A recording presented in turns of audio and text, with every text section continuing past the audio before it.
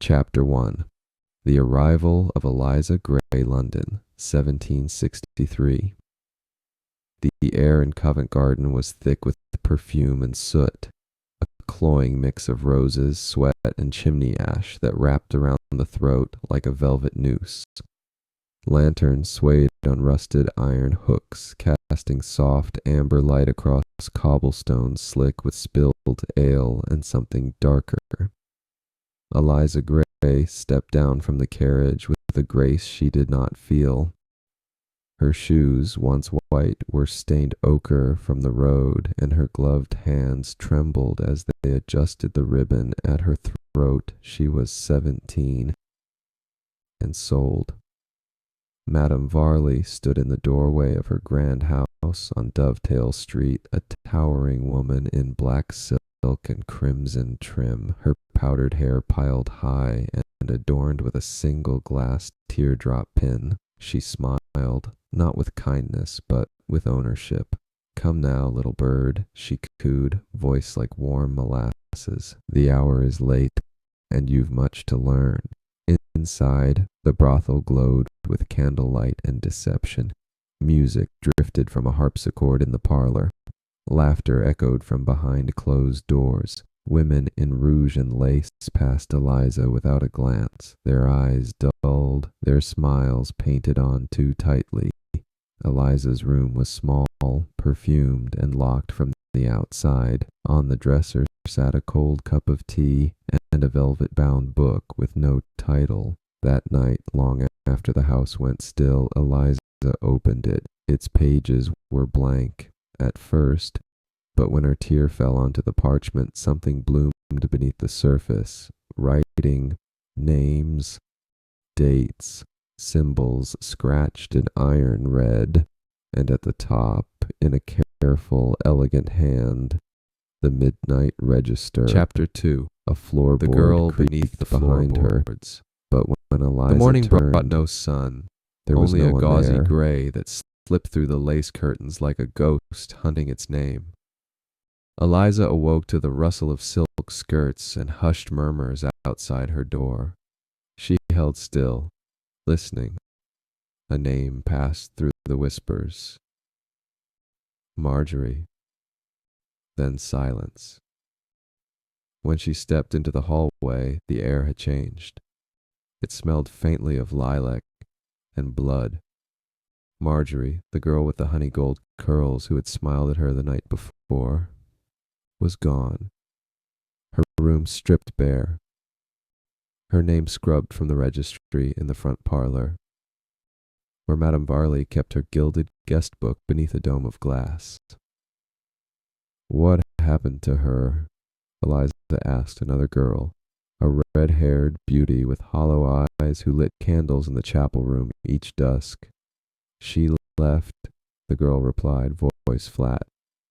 Some girls get lucky, but Eliza had seen the scratches on the inside of Marjorie's door. 3 long, desperate gouges, and like someone trying to claw their way out. Later that night, Eliza found herself alone in the hallway again. The gas lamps flickered low. She could hear soft weeping coming from the floorboards beneath her bare feet. Not from below, but within the wood itself. A lullaby hummed faintly, then cut short with a choking gasp. She followed the sound to a crooked corner by the stairwell, where the wood had split.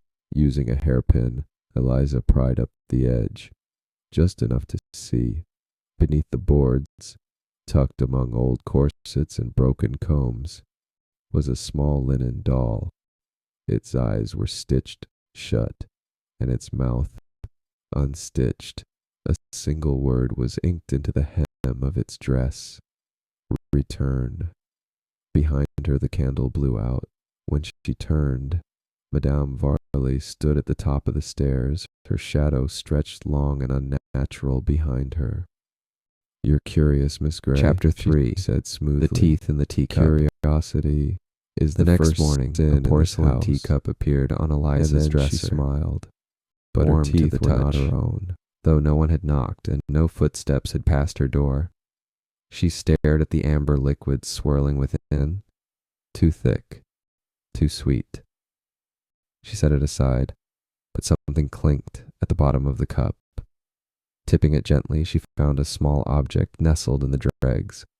A tooth, white, child-sized, with a hairline crack down the middle. Eliza dropped it with a gasp. The room tilted slightly then, just enough to make her stumble.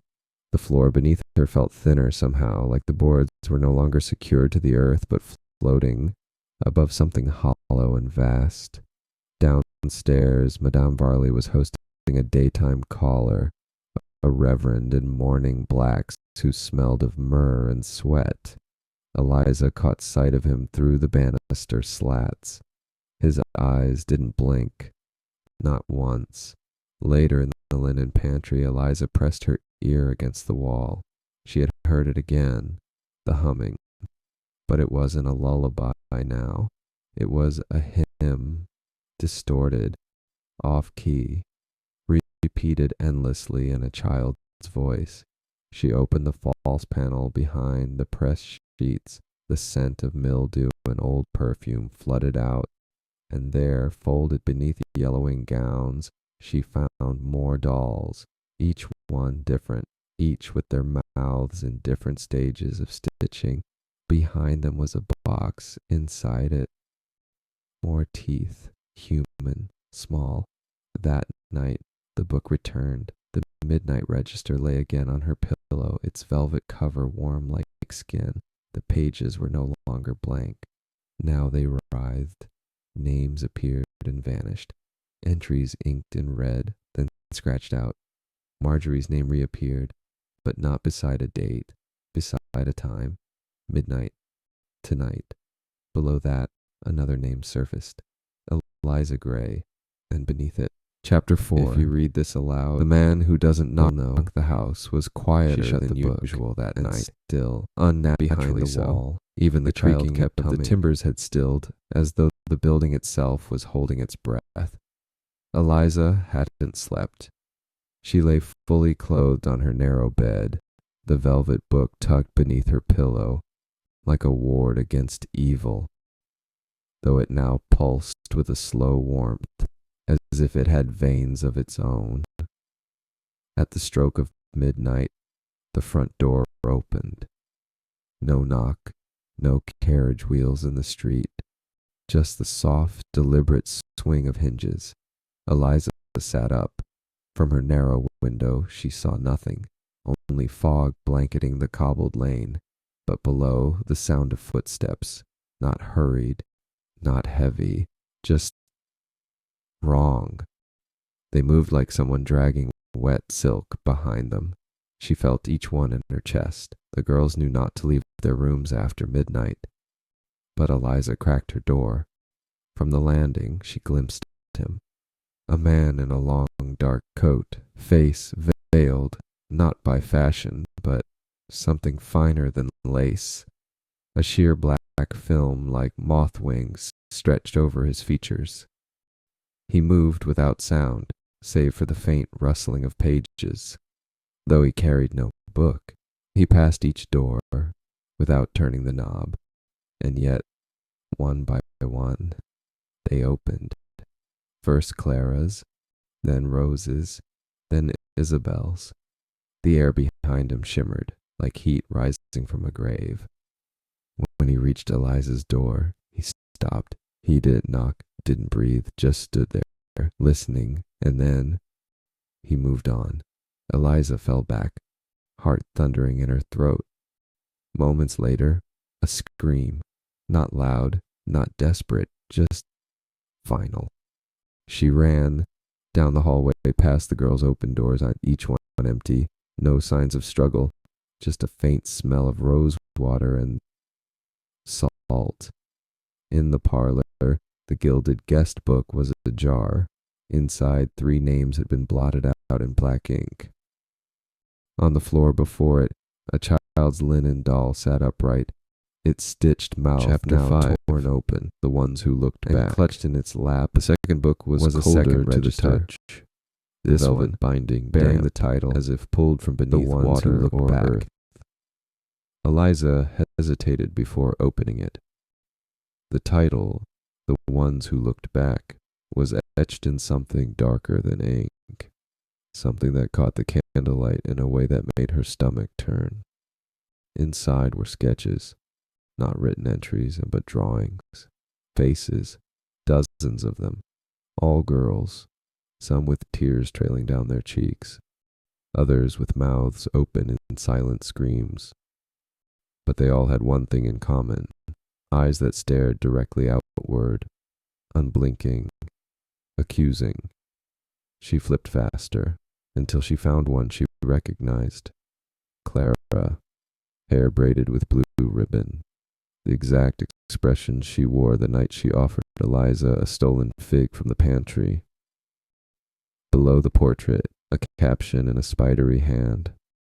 Look back. Taken whole. Eliza felt the walls narrow around her.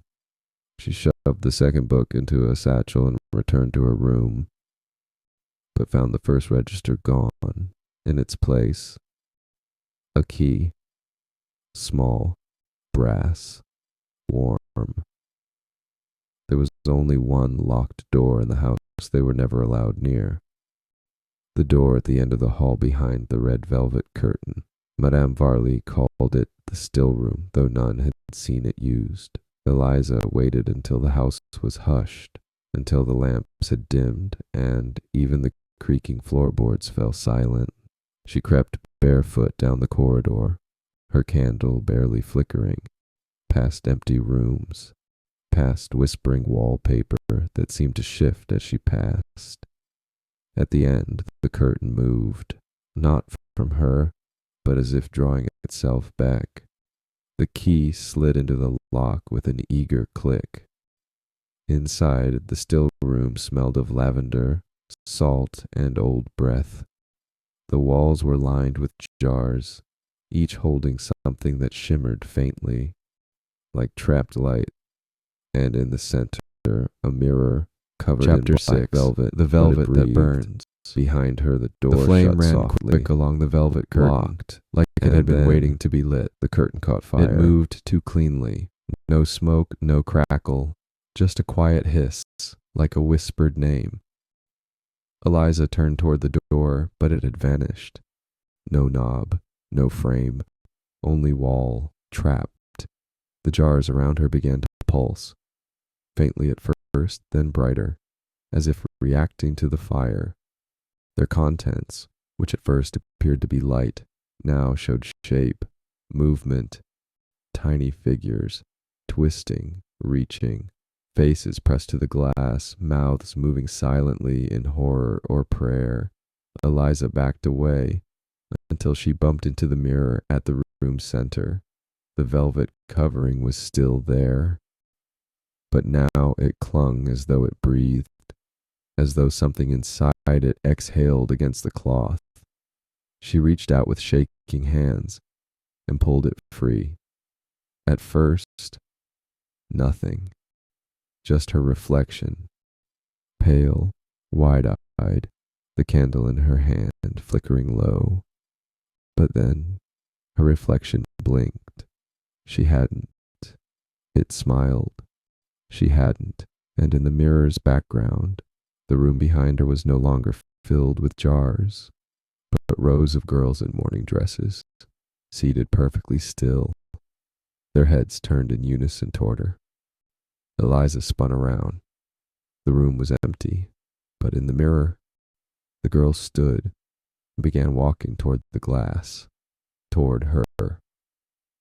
She looked closer at her own reflection and saw it begin to change. Her face lengthened. Her eyes turned black. Her hands withered, fingers cracking into curled claws. She dropped the candle. Darkness swallowed the room. Only the jars glowed now, and from within them, the humming returned. But it was no lullaby this time. It was laughter, childlike, giddy, wrong.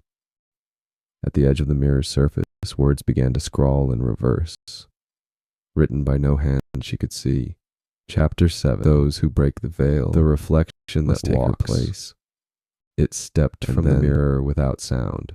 Something not breaking the glass but peeling through it, like a silk sheet being drawn back. Eliza couldn't scream.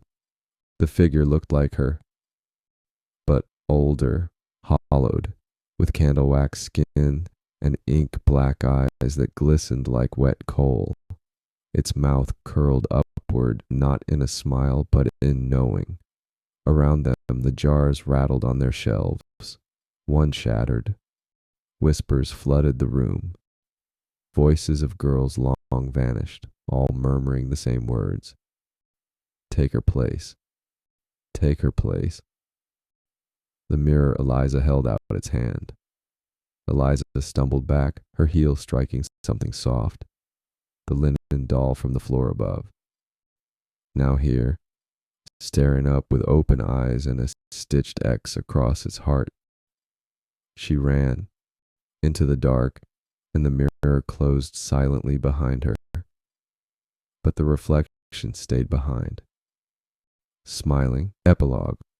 The girl in the velvet book. Because now, the house still stands. The door had opened both ways. Street is quieter now. The gas lamps replaced by iron posts. The cobbles smoothed by time. Most pass by without noticing the cracked shutters or the iron plaque half swallowed by ivy, but some still stop. Inside the rooms are dustless, preserved, waiting. No scent of decay, only lavender and something sweeter, thick and wrong. The midnight register remains on the dressing table in the smallest upstairs room. Velvet bound, warm to the touch, its pages still turn when no one's near, and sometimes, just sometimes, a girl's voice can be heard humming behind the walls, not crying, not screaming, just humming, as if she never left. They say Madame Varley vanished in 1764. No body, no record, no heirs, but those who look closely at the old mirror in the upstairs still room, the one still veiled in black, swear they see her there, seated calmly, hands folded, watching. And beside her, another girl now, not Eliza. Eliza's eyes still peer from every mirror in the house, waiting for someone to trade places, because some reflections aren't memories, they're invitations, and once you've read your name in the register, you're never truly alone again.